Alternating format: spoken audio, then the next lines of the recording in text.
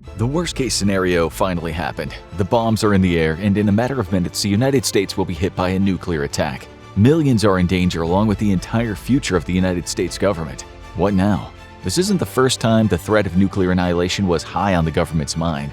Ever since the US beat the Nazis to the bomb and was followed by the Soviets only years later, the government's been preparing for the worst-case scenario of a nuclear strike on the homeland.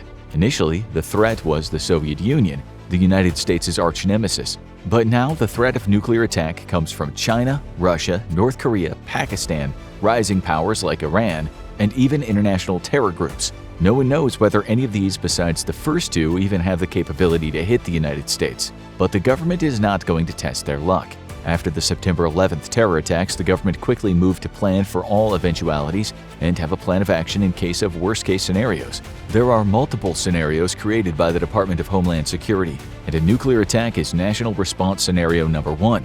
Ominously, the scenarios are ranked by how likely they are to occur, which means the government thinks that a nuclear attack on the homeland is the most likely catastrophic scenario to occur, and dealing with it will not be simple. The government's first step is to try to keep a lid on the nuclear threat, and that's a lot more complicated than it used to be. In the Cold War, keeping the nukes from being launched usually meant talking to one man, the premier of the Soviet Union. While other countries had nuclear weapons, they were usually firmly aligned with one of two sides. Now, with India and Pakistan both having nukes and being in a low-boil state of war with each other, plus the notoriously unstable Kim regime testing missiles all the time, there are far more variables, and with the collapse of the Soviet Union and instability in other regimes, means it's possible for nuclear weapons and dirty bombs to wind up on the black market, which means that nuclear weapons could hit the homeland in more ways than one. The biggest threat is long-range nuclear missiles, which carry the biggest payload. It's believed that only Russia and China have the ability to hit the US this way, with North Korea working hard to join the club. Other countries' nuclear missiles are mostly designed to deal with threats in their backyard. While this is the most predictable threat, it's also the most dangerous. These are the missiles that will carry the biggest payload and could annihilate a whole metro area in a single hit. The United States, Russia, and China each have enough of these to annihilate life on Earth several times over, which is why an early warning system is key. The United States, Canada, and Denmark developed a radar system during the Cold War to warn of incoming Soviet missiles. Because the shortest route for a Soviet missile was through the North Pole, they built the infrastructures throughout the Arctic. Those systems were the building blocks for ballistic missile warning systems around the world, and they're still in play today, although they're not foolproof. During the Cold War, there were several false alarms of incoming missiles, and nuclear war was only averted by cool-headed commanders who often defied protocol to hold off on launching a full-scale response. And even in the modern day, there were false alarms. In 2018, residents of Hawaii received an emergency text about an incoming ballistic missile, sending most of the island into a panic. Those were false alarms, but the real one could come at any minute. In the event of an actual nuclear attack, the government has many plans to keep things running. The first priority is to ensure the safety of the president and the key to the United States' defense, the nuclear football. Despite what the media wants you to think, there is no briefcase with a big button to launch the nukes, which is probably a good thing given how some presidents might have hid it because someone insulted them on Twitter. Instead, to launch any nuclear weapons, the president uses a briefcase to communicate with the Pentagon from anywhere and give his instructions. And his orders are absolute. The president's orders are authenticated through the Pentagon, but their only purpose is to confirm that the president is the one giving the orders. Once the president gives the command to launch nuclear weapons in retaliation of an attack or as a first strike, the Pentagon has no authority to deny the order. They confirm the president's identity, including the current nuclear codes, and launch. Some have said this gives the president too much power, with Major Harold Herring pointing out some of the flaws in the program during the Cold War. He was promptly removed from the missile training program for asking too many questions. But before the missiles launch, the president has to be kept alive. Once it's clear the missiles are in the air, the president will immediately be spirited away to an emergency bunker, whatever the closest one is to his location. This is likely to be a short and easy trip because the government has dozens of these bunkers around the country, each equipped to be a local command center for the president and a place where the survivors can be kept alive long term. These bunkers are where the worst-case scenario plays out. If life on the surface becomes impossible due to nuclear fallout, the US government can survive underground, and some of these facilities are massive. While most of these and their locations are kept secret, the largest are well known, but that doesn't mean you can get in to take a tour. Raven Rock, located in southern Pennsylvania, is a massive U.S. military installation that serves as a command center for the armed forces. Each of the 4 branches have a base here, along with Mount Weather in Virginia and Cheyenne Mountain in Colorado. All three are built into mountains and are massive, looking more like a city than an office building. The only people who have access to these centers are essential military personnel who have high enough clearance to have access to the core of the government's nuclear preparedness plan. But what if the president can't be saved? No one knows where the first missile will hit, and it's possible that the president, the vice president, and the leaders of Congress, the Speaker of the House, and the president pro tempore will be at ground zero when a nuclear attack hits Washington. This could throw the U.S. government into chaos with no clear leader, which is why the order of succession is locked into the Constitution. If the first four leaders are wiped out, the order of succession starts working its way down the cabinet, starting with the Secretary of State and moving down by when the cabinet positions were created. That makes the Secretary of Homeland Security last in line since they hold the most recent seat, and the government takes great care to ensure it's never completely wiped out. The entire line of succession is never in the same place at the same time. This most often comes into play with the State of the Union address. One cabinet official is always chosen to stay behind and hold down the fort in a safe location in case an attack wipes out Congress, the designated survivor. This is an orderly way of handling things, but in the event of a nuclear attack, it's most likely to come down to whoever happens to be the luckiest. So the military's first task in the event of an unexpected attack might be to track down the survivor who's first in line and let them know they're now president. Well, good. The president is secure, whoever it is. What about the rest of us? Back when the nuclear weapons were first developed, the plans to survive an attack were rudimentary at best. People built bomb shelters, but it's not clear if any of them actually could have withstood a nuclear blast. As for the government, they knew that people would likely only have minutes of warning before Soviet weapons hit, and very few places to hide.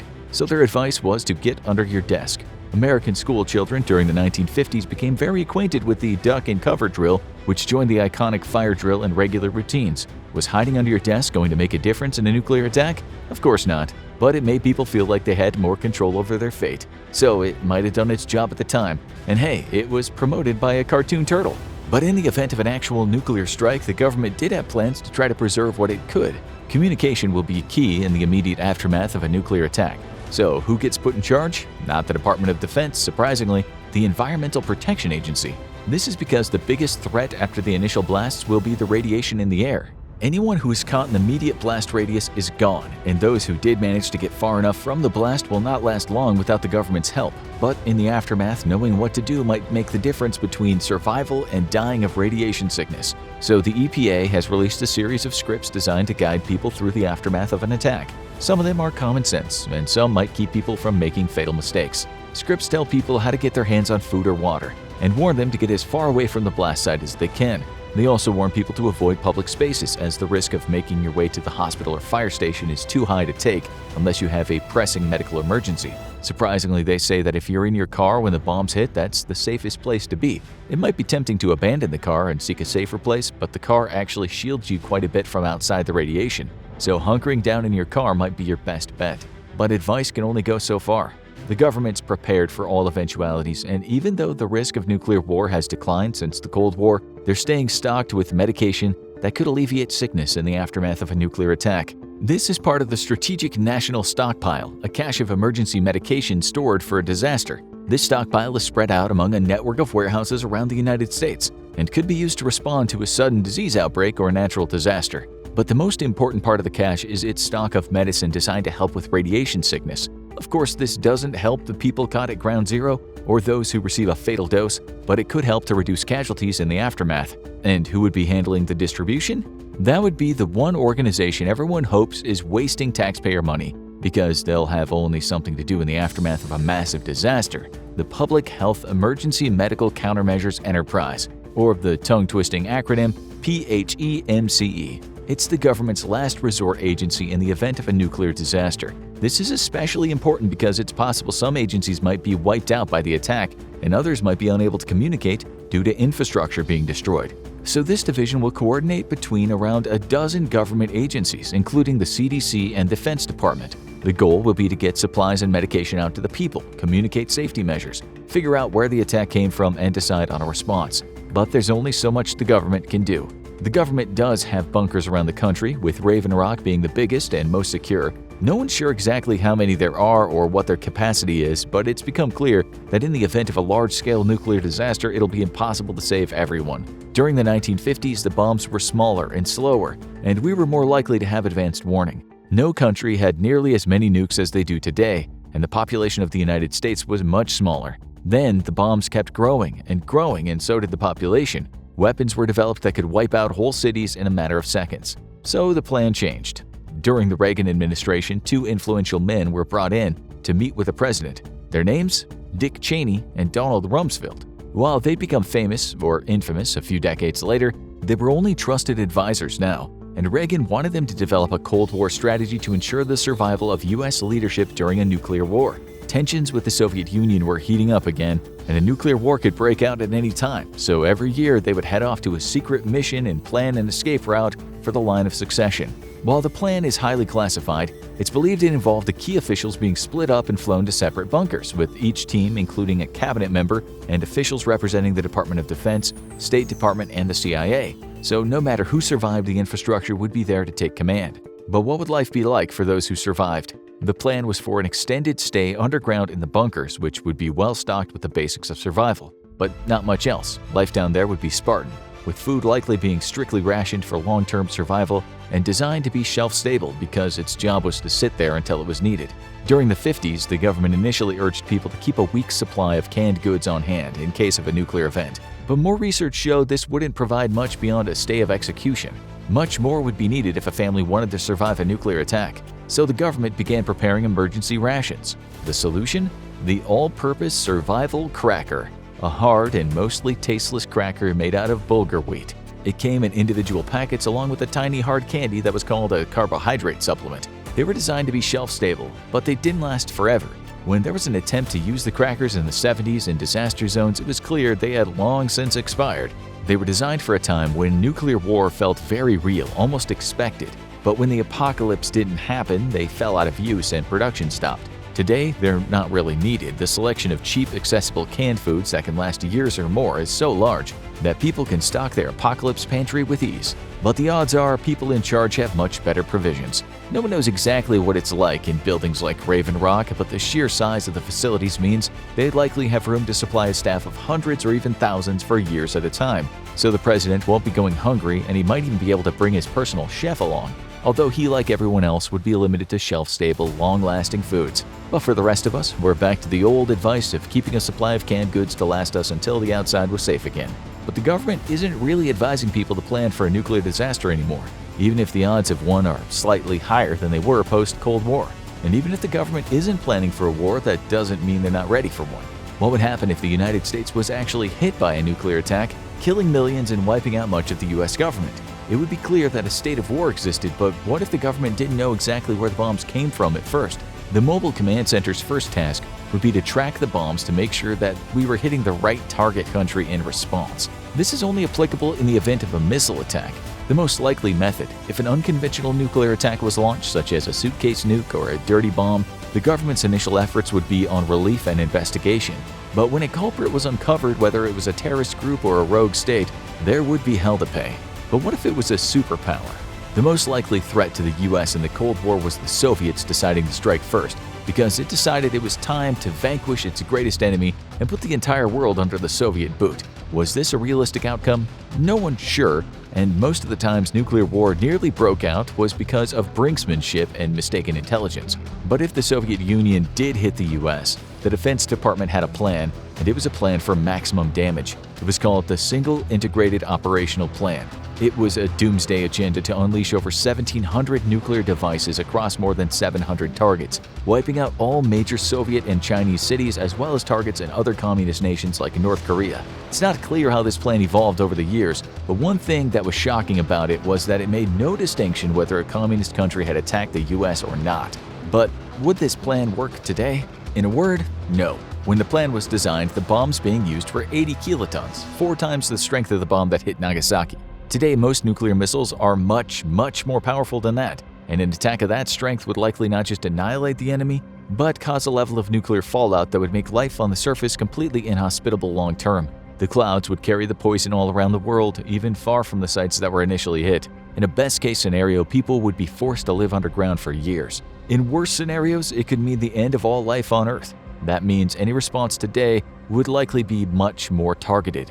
But it's highly likely it would still involve a nuclear hit on the power structures of the enemy behind the attack. Other elements of the response plan would have thankfully been abandoned as well. One of the most infamous parts of World War II was the arrest and internment of thousands of Japanese Americans solely based on their ethnicity by the United States, with most being held for years until the war ended. And so naturally, during the Cold War, some people looked at this blatant civil rights violation and went, "How can I make this work for me?" J. Edgar Hoover, the notoriously paranoid FBI chief, was known for keeping an enemies list, and he advocated for the president using it as a base for detaining and arresting anyone deemed to be a potential subversive. This would likely have involved any foreign aliens in the United States, as well as potentially anyone of the nationality of the attackers. These plans were never put into effect, but no one is sure what lists the government is still making. But the biggest challenge for the government in the aftermath of a nuclear attack may just be the people. The United States has a grand tradition of reacting with calm and solidarity in the event of a disaster. We have no doubt that, who are we kidding? It's only been a few years since 2020, and we all remember fighting over that last roll of toilet paper in the aisles of Target. When a disaster happens, it often becomes much worse because people overreact and become paranoid and hostile. In the aftermath of a nuclear attack, it's likely people would panic, and that can make a bad situation worse. If people are running around willy-nilly, it could lead to a higher death rate due to radiation poisoning. It could also lead to a surge in crime at a time when the authorities are occupied with a much bigger problem. So the government decided to see how much it could predict before it happened. The Department of Defense regularly runs simulations on their computer systems for specific types of disasters, such as a nuclear attack going off right over the White House. The system was created by a researcher at Virginia Tech, Chris Barrett, who specializes in massive simulations that involve variables for thousands of people. Using one of the most advanced computers in the world, it maps out which outcomes would cause the best results and which would cause the worst. These simulations were picked up by the government, and they're now a regular feature of the government planning for events they hope never comes to pass. So, what are the best and worst case scenarios? The best case scenarios usually involve people acting responsibly, taking heed of advice, and concentrating on their own safety. The worst case scenarios become a reality when people decide to head for ground zero or to try to help people caught in the disaster zone. Not only will there be few if any survivors after a nuclear blast, but those would-be heroes often sentence themselves to death due to the fallout. So what are the government's plans now? Many of the plans from the Cold War are still in effect to some degree, just updated to modern technology that makes it easier to communicate and take action wherever the leadership may be. With our communications infrastructure being stronger than ever before, odds are good that the government would be able to stay in contact with its citizens and keep them as calm as possible. But as for what would come next, that's highly classified, and hopefully will stay so forever. Want to know more about this apocalyptic scenario? Check out What If Russia Launched a Nuclear Bomb Minute by Minute, or watch This Is How You Actually Survive a Nuclear Attack for what to do if the worst happens.